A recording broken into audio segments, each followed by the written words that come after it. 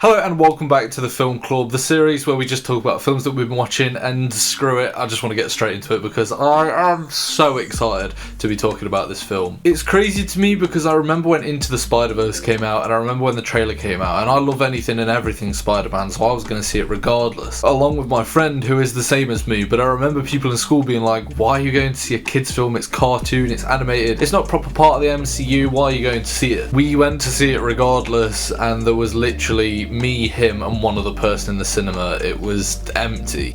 And yet the art piece that is Into the Spider-Verse is incredible and holds a very dear place in my heart. To see the hype and just absolute buzz online that Across the Spider-Verse has created, and going to the cinema and seeing it absolutely packed out for this film makes me so happy, and I'm so glad that people can finally appreciate other art forms. It's not a kids film, it's just brilliant, it's so good. The fact that people miss out on these just insane experiences because they don't want to, watch something that isn't in their realm of like, oh, this is an adult film or whatever, I don't know, just watch it. When I heard that they were doing a follow-on film to Into the Spider-Verse, I was a little bit worried at first. How can you follow up from one of the greatest superhero films of all time? And somehow they managed to make it even better. Like, genuinely, now watching Into the Spider-Verse is like watching some childish, I don't know, don't get me wrong, it's still an absolutely incredible, beautiful film, I love it, but compared to this film has higher stakes, better everything in my opinion, better characters, better animation, better dialogue. Okay, let's just start off one by one because I'm getting way too excited. I know everyone talks about the animation of Into the Spider-Verse and Across the Spider-Verse, but we have to, because it is genuinely, every frame is a piece of art. You can tell with this second film that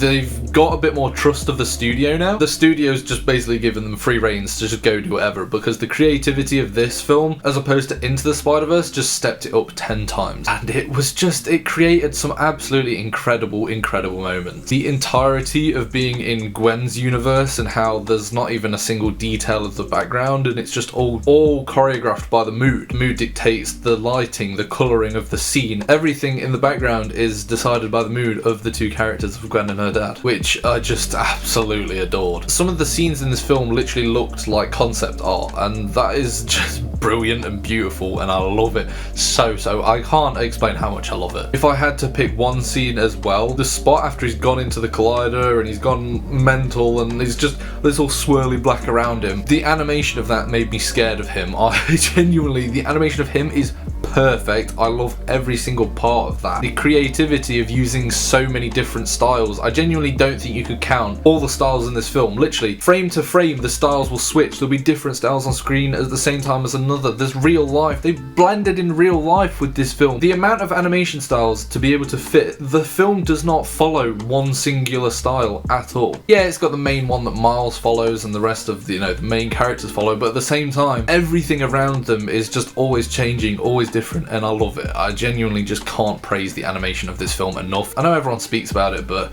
it needs to be spoken about because it is just genuinely art. I love the way that the film starts. It didn't give us Miles straight away. It gave us a little bit of Gwen's story and also set up the whole story in a great way for the film to continue on to. Can we just talk about the entrance of Spider-Man 2099? Might genuinely be my favourite introduction entrance scene of any character ever. The way he just absolutely smashes into the frame, and the theme song, oh my god, the theme song. It's just that whole sequence of him coming in was like, my jaw was on the floor. And then going over to Miles' story and seeing how he's doing, and the introduction of the Spot. The Spot I can see being a controversial villain because he's sort of a bit of a joke at the beginning. He's just a guy that got hit with a bagel. He doesn't really know how to control his power, but I absolutely love the comedy that he brought to the film, and also the fact that he went from being a comedy element to now this terrifying just being of matter and who can go into different universes and control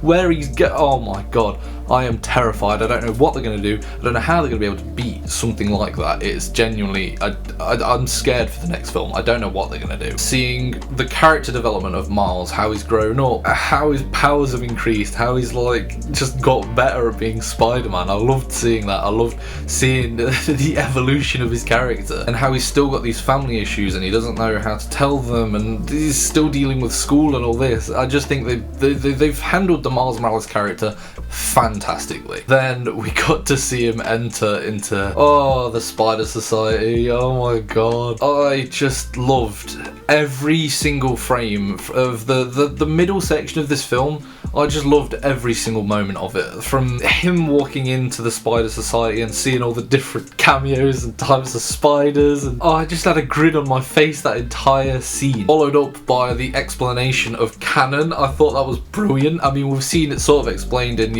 things like the MCU by He Who Remains, but this was just another brilliant level of explanation, which is totally flawed, and that's the point of Miguel. His concept is flawed. Canon isn't a continuous thing that can't be broken. It can be broken, and we're going to be seeing it being broken, and I think that's why he hates Miles, because he is living proof that you can break the canon, you can change the story, and your universe doesn't collapse. I mean, we literally saw that happen with Tom Holland's Spider-Man. We saw the timeline change. That wasn't supposed to happen, but it did, and it didn't collapse the universe. Miguel is wrong, and he's gonna realize that in the next film. You can save people, and they should be saving people. They're meant to be the good guys, and I want the Spider Society to have that realization of Miguel is kind of wrong. I've seen people complaining that how would an entire society of Spider-Men go against the morals of trying to save people, but to me it makes complete sense. The whole Spider Society is set up by Miguel. Quite clearly got an agenda that we're not going to break the canon, and so he's going to pick Spider-Men who he knows are going to follow the rules of not breaking canon. And that's exactly why we didn't see like Tom Holland Spider-Man or anything like that, because he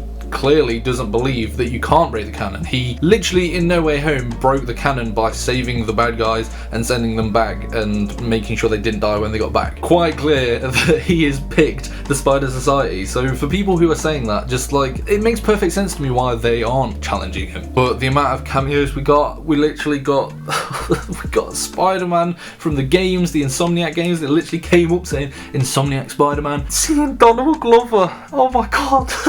He was obviously supposed to be the MCU's Prowler. We got it teased, and to see him finally be paid off, and also homage to the fact that the sort of culture around Donald Glover being Miles Morales, and how there was a talk about him being Spider-Man, and then he did the whole skit on Community and everything like that. It was just brilliant to see him finally get an actual cameo. I mean, he's had the cameo in the first Tom Holland Spider-Man, but to see him actually in like Prowler costume, seeing Andrew Garfield, seeing Toby, seeing just all the different cameos in this scene were brilliant. I'm not a massive comic person, so while I didn't really like clock on to all, the comic scenes and the comic strips and panels that they were showing during the canon scene, but I can imagine that there is literally so much to break down and pick out and little Easter eggs in that scene. I bet it's crazy. And then the chase scene, oh my god, Miles Morales literally smoked the entire he literally smoked every single Spider-Man in the Spider Society. It is crazy. The tension of that scene and seeing them all come out and seeing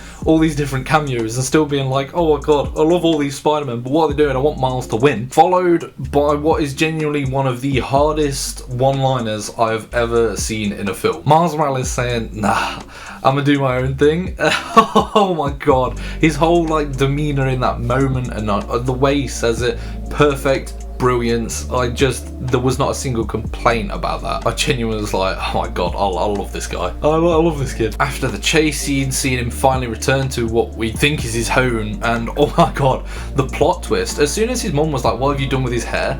I was really confused. I was a little bit like, he's not done anything with his hair? And then I've sort of thought maybe there's a time jump or a time gap, because we saw Gwen go into the room and he wasn't there, and the click when you're like, hang on, he's in the wrong universe, oh my god. To follow it up then with the reveal that his uncle's still alive, and then his uncle knows, and then he's the Prowler in that universe, but he wasn't supposed to be the Prowler in that universe. This Miles Morales was supposed to be Spider-Man Miles Morales, because the spider was supposed to bite him. His dad, the captain, is dead, and that's what's supposed to be the timeline, but it's switched, and oh my god. I saw it on Twitter, the thing of how in the first Into the Spider-Verse, Miles' colours change from being green and purple, the Prowler's colours, to then switching over to blue and red, because he's gone from the Prowler, which was supposed to be his destiny, to Spider-Man, which is his new destiny. And seeing how Miles in this alternate universe, being the Prowler, also still has the red and blue lighting on him, the lighting and the colours of the screen while he's being revealed as the Prowler, it shows that he was meant to be Spider-Man. His colours are supposed to be Spider-Man, and yet he's the Prowler, he's the bad guy. It's just crazy to me. I don't know what they're going to do with that whole situation. There's so many situations. We've got that situation, we've got the new Spider team that Gwen's put together of all the OGs and even the new people. I love it. Seeing how they're going to come over to Universe 42, and I think they're going to be in a shock to see how the state of the world without a Spider-Man is in it, and I think they're going to maybe pick up the pieces, save this universe a little bit. I think Miles are going to maybe have a fight, but I think they might come to terms with it and possibly work together. I mean, we've seen the Prowler be a decent guy, sort of, so maybe this Miles could do the same and help Miles out. I don't know. I think if he told him that he was trying to save his dad, I think he would definitely be on board. And so to see Miles against Spider-Man 2099 would be bonkers. Oh my god. But then we've got that situation as well. We've got all them spiders trying to stop Miles from saving his dad, and they're in his universe, and that's crazy. But then we've got the Spot, and I don't know what they're gonna, like I said earlier, I don't know what they're gonna do about him. He's a menace. I don't know much about the Spot, I don't know much about the comics, what he plays a part in that, but I just don't see how they win without a sacrifice. I feel like there's gonna be some big moments in Beyond the Spider-Verse. I think someone's gonna die. I think Miles might sacrifice himself in some sort of way to put everything right, to save the universe. I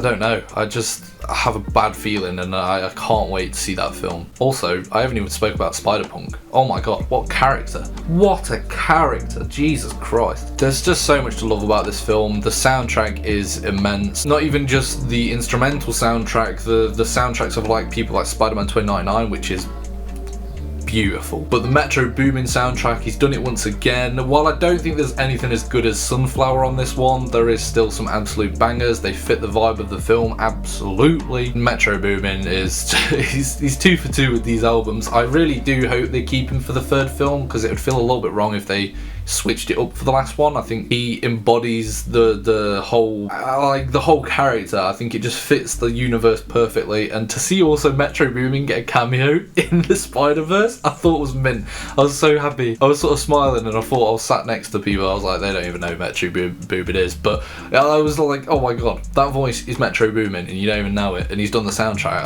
It's a brilliant cameo, and I'm so happy that he got to be in it. So yeah, when it said to be continued, I was like, the film's only just getting started, isn't it? I thought we were just getting to the final battle. This film went so quick, and that's a testament to how well it's written, how well it's paced, the brilliance of it. I just can't praise every single bit of this film enough. There's not a single part of this film that I dislike. It is genuinely going to be in my top 5, if not top 3 films of all time. It is definitely one of my top, I think possibly is my top MCU film ever. It's definitely the best Spider-Man film. It is definitely one of the best superhero films ever, if not the best. It's one of my favourite animated films of all time. It has smashed everything out of the park for me. I absolutely adore this film. I need to see it again. I want it on DVD. I want to watch it as many times as I've watched Into the Spider-Verse, because Jesus Christ, I've watched Into the Spider-Verse so many times, but this film, I don't know how they did it, but they just made everything about Into the Spider-Verse and times it by 10 and made it 10 times better, and now Into the Spider-Verse looks like child's play